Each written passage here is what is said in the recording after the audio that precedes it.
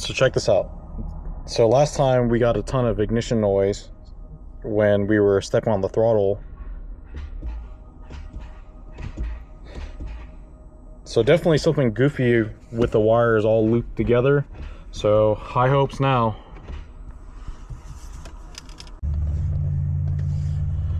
So I spent the weekend kind of thinking over the Skyline, trying to figure out like what was the smartest way of doing things. And so I think we're just going to add a bunch of, we're going to delete wires that have been cut, and then we're going to add a bunch of DT style connectors is kind of what I'm thinking about. But for now, what I want to do is just kind of just put it all back together and do the bare minimum in fixing at the moment. So I just want to put it all back together and then just kind of test it, because we have things here that are like the wires are too short one way or another. Like I don't know if you can see it right here, but this wire for the O2 wideband heater is like way too short. So I think I'm just going to try to do the absolute minimum at the moment, just to get this all back together so we can retest it. But there's actually quite a bit that needs to be fixed, I think. So when I was working on this, very interesting here. So this used to be an S14 SR20 plug and play that they reconfigured for the RB20, which is pretty normal. Like the plug and plays are all the same. There's a couple jumpers on the inside that you got to do, but the biggest thing is 12 volt power. So the EMU Black has like a constant battery power, and when I went to go mess with it, because I was extending the wires so it could all sit relatively even, the wires pulled apart. So I went to go cut the Tesla tape here that's the owner wrapped up, and pin 58 is constant battery power, and that's where the wire pulled loose from. So they tapped it in the right spot, but upon inspection they just stripped the wire and they wrapped it around it. So that's why it pulled loose. Now you guys know that what I like to do is I like to poke a hole into the center of it and then wrap the wire around it. That way you have a good connection that's never going to pull out like the way this one just did. So I'm going to go ahead and fix that. All right, so I got the wire wrapped into it internally, and you can see that it's already a much better connection. Now I really do want to go back and clean this. I'm not going to do that just yet, but with the goop that's on here, you really want to rub this all down with rubbing alcohol. Okay, so now that we have that situated, we got the power wire situated, and I had to just poorly extend it really quick here. Again, we're going to go back and fix all this, just not at the moment. So we've got to pin in the stuff here. So as you guys know, I labeled these harnesses for now. This is the flex fuel. This is the drive-by-wire stuff. Now, here's what I wanted to talk about here really quickly. The wire gauge is too big, and it's also poorly crimped. So I'm gonna have to go back and fix these. But what I'm going to do for now is I'm just going to, I think what we're going to have to do rather is just drop these gauge wires. What I'm gonna do is I'm just gonna pin new wires, and I'm gonna cut these ends and then just tape them together. That way we don't have to go through the entire hassle of trying to repair all this or run new wire. It's not an ideal fix, but again, not to sound like a broken record, we're just kind of doing this for now just so we can get it together to make sure everything works like it's supposed to. So here's what we're going to do. This is the plug and play adapter side of it, and you see that they had cut and isolated a few pigtail wires. We're going to remove those anyways, but the good news is that because they're already pinned, we can repurpose them to run some of this new wiring. That's going to save us a little bit of time and a little bit of money. So we've got to remove these anyways, just because, you know, we're trying to clean it all up, and we can basically remove these, and it'll actually clean up the harness a bit more, so we don't have just a bunch of unused terminated ends. So I've already depinned the a bunch of these spare pins. There was 4 of them total, but since I'm already here, this blue wire was cut too short and they rejoined it, and it causes it to tug. So I'm gonna go ahead and just remove this one while I'm here, and then just replace it. That way they're all the same length and you don't have one that's just like tugging for no reason. In our last video, we talked about how the wire gauge, or it was a bad crimp, but I think it's a little bit of both here. And so what's happening is the very tip here on the back side, hopefully you guys can see that, but the tip on the back side is flared out, and that's causing it to get caught. Now that's not our problem just yet, but I do want to talk about the wire gauge size. So let me grab some of these extra pins here. Now on the ECU Masters, they have a large and small pin. So if you look here, the one on the right is the small pin, and the one on the left is the large pin. And you can even look at the gauge wiring that it's almost the same. So it's like 20, I believe it's 20 and 22 gauge, but this is 18 gauge wire. So we're gonna have to step that down, but for now that's not our concern. Our concern is just we're gonna run new wire and then just tie it to these wires really quickly, again, just to test everything. All right, I'm a little nervous, to be perfectly honest with you, but let's just see if we got everything working.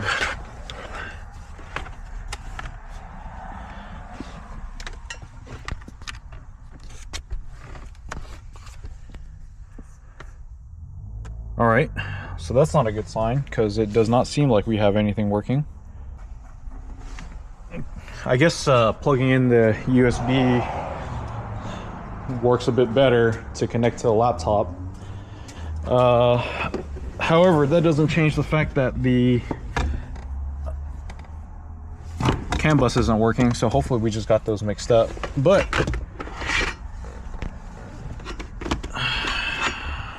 see what check engine lights we have here.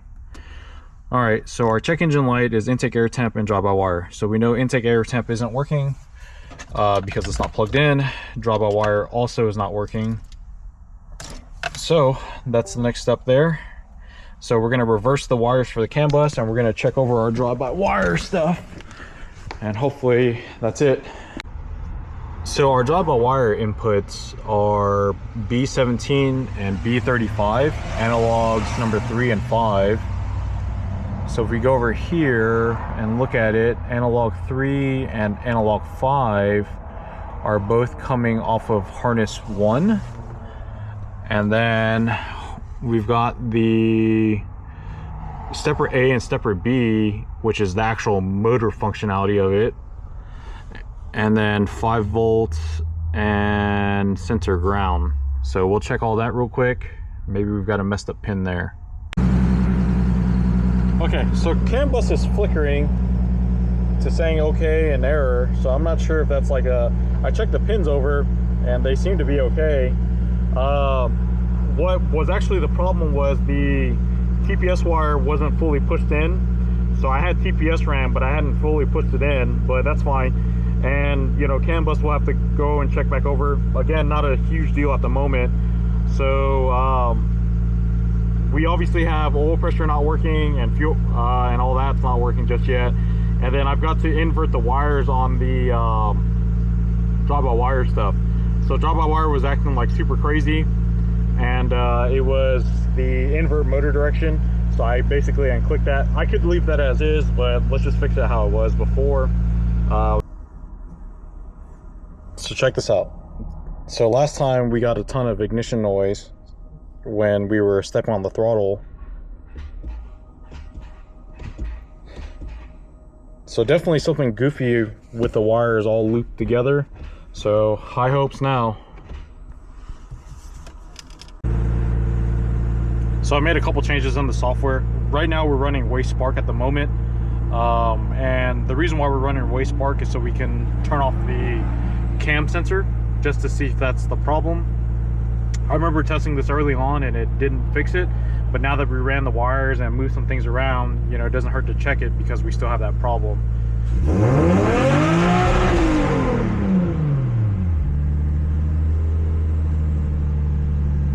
So unfortunately, as you can see, we still have the problem. It actually seems to run better though.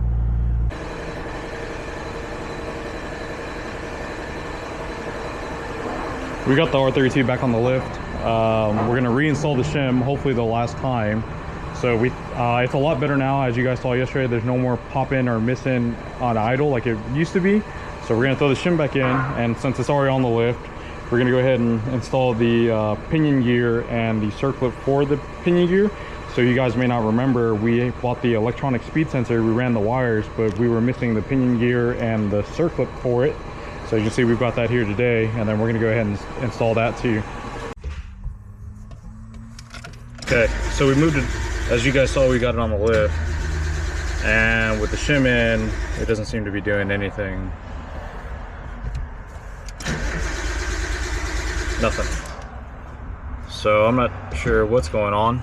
All the wiring is intact, nothing's been moved, but we just suddenly have nothing.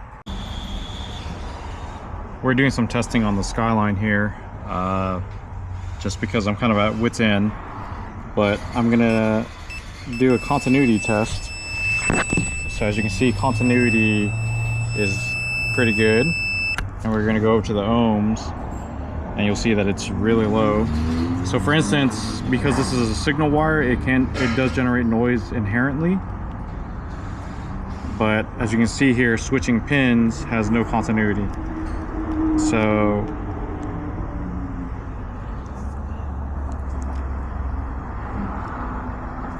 as you can see, there's no continuity between the pins.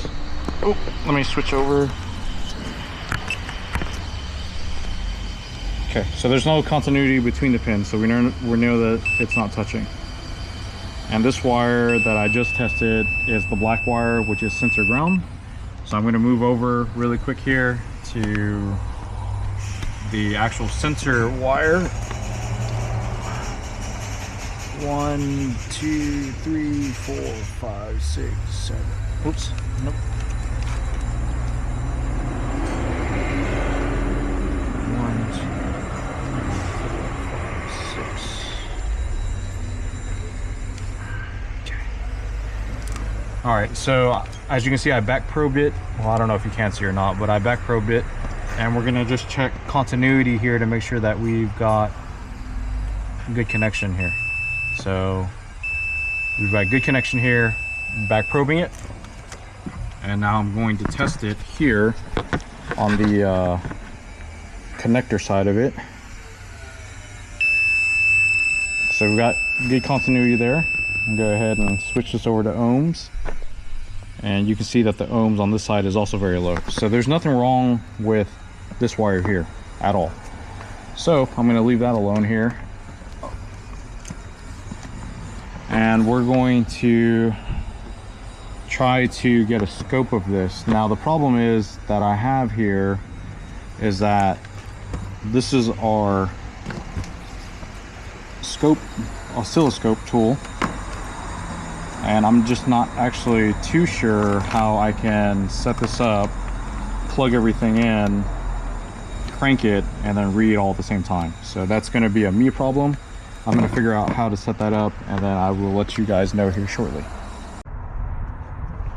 All right, so what we're going to do now is we're just going to take the EMU out of the Skyline. We're going to throw in the Supra. I'm going to load the Supra's base map on though, and I'm going to see if it works. If it works, then we know it's not an issue with the EMU, and it's definitely something with this trigger kit still.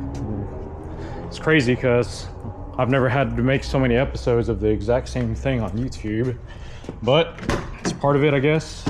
It is what it is.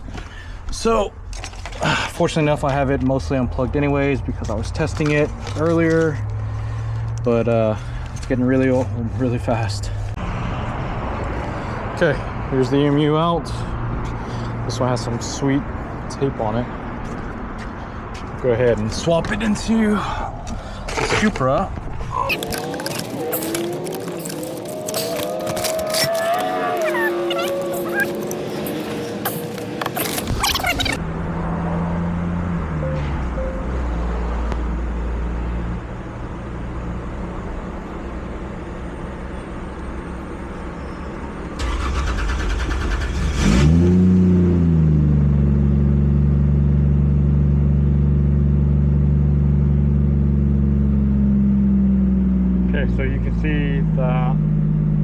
it definitely runs on the Supra with no problem.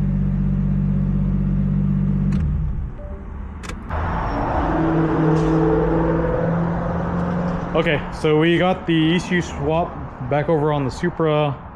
The ECU's here. I'm just waiting to hear back for someone to ohm out a sensor that they have on hand to let me know if the ohms are the same. But this one ohms really low. Like I said earlier, it's 0.97 is what it ohmed out, which obviously doesn't seem right to me.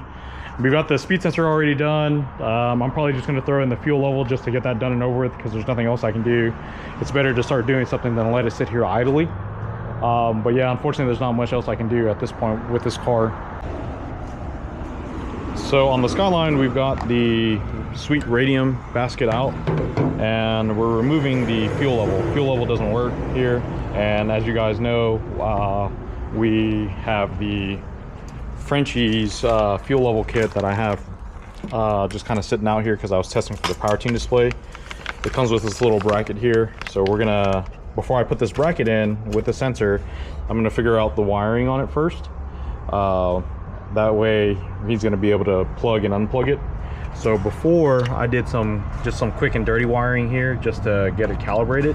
So this wiring, this part of it is going to stay in the tank. This part's going to attach to the actual radium hanger, and everything should go back in as stock. But before I do any of that, I've got to remove the old hanger, or Pops is going to do it for me rather, and then we'll get that all situated. All right, so we got the new fuel level connector installed here. So they give you just like some regular crimp ends, but I went ahead and just put the insulated heat shrink ends on it.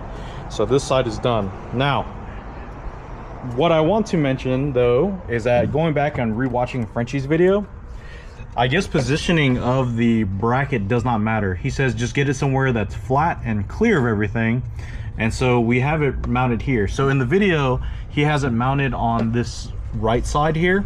But the problem is that the little feed thing here that feeds into the baffle, as you can see right there, is in the way of where he has in the video. If you look in Frenchie's video, this plastic funnel piece is actually at 12 o'clock on his, so we couldn't mount it at the same spot just because of that's in the way now.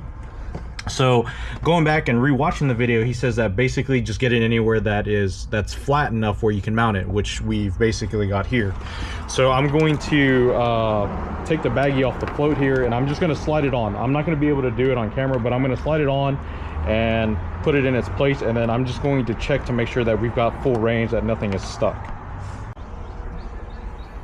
So yeah, we've got the fuel level in, and I can grab it and I can move it full range, and it doesn't touch anything, so there's nothing stopping it from moving its full range. I'm not going to stick my camera down in here just because I don't want to take the chance of dropping in fuel. I like you guys, but not enough to potentially ruin my camera, so we're going to leave that like that. And the only one thing that I do not like about this kit is I wish this wire was a little bit shorter. I think it's pretty excessive for it to be in the way.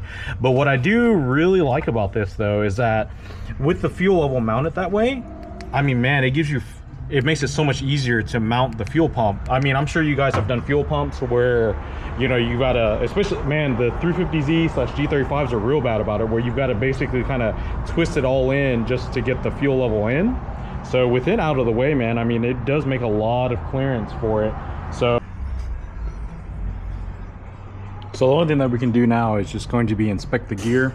You can actually see the gear without having to remove it, but it is a really tight spot. So I'm just going to use my endoscope here to just inspect it.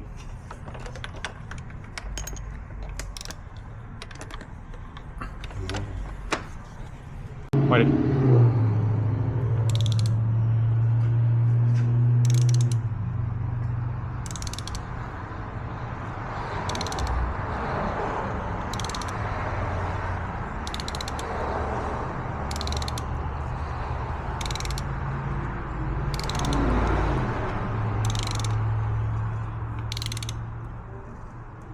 Okay, I'm passing around. Wait a little bit more.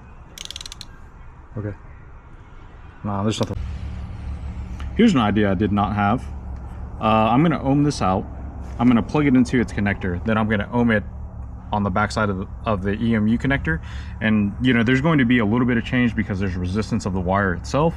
But as you guys saw, that the resistance of the wires themselves were pretty dang low. So let's try that really quick. All right, so you can see that the sensor's plugged in. You can see that I'm back probing here. And so this ohmed out at 0.977. And on the backside of it, back probing it through the EMU connector, that means that it's picked up the resistance of the harness itself, and we got 0.98, 0.979. So it's basically the same. So with it unplugged,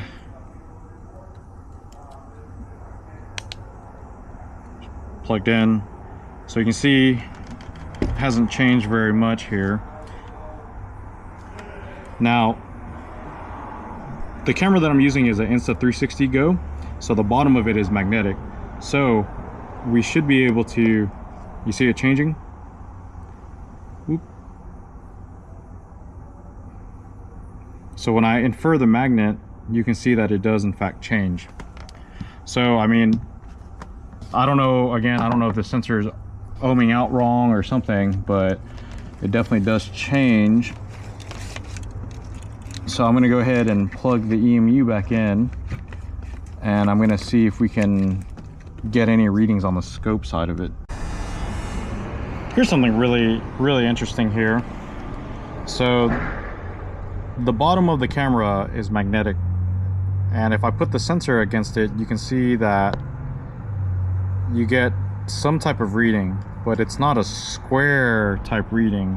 So something is going on here, and I'm just not too sure.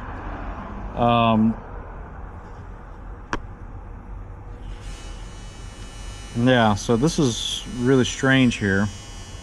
I don't know if that really equates for anything, if this is an actual factual test, but it does show that the sensor is doing something, but I don't really know what.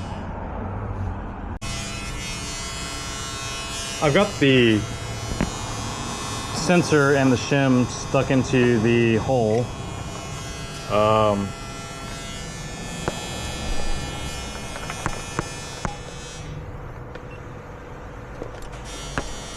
So you can see that with it on the back connected, it's doing something. So what I'm going to do is I'm going to stick this all in with the shim in place. I'm going to try to get this in here, and what we're going to do is we're just going to crank it, and if everything goes well, see, so like you can see it's picking up something. This is me just moving the sensor in and out. So there's some type of magnetic pulse going on here. And what I'm going to try to do is tighten this all up. I'm just going to hand tight everything really quick here. And from there, we will just try to crank it over and see if the O-scope picks up anything. Unfortunately, this is like the best angle I think I can get here. I'm gonna crank this over. Hopefully you guys can see whether we get triggered or not.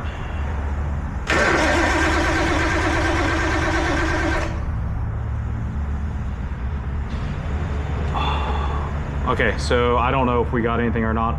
I'm gonna review this video and just see if we got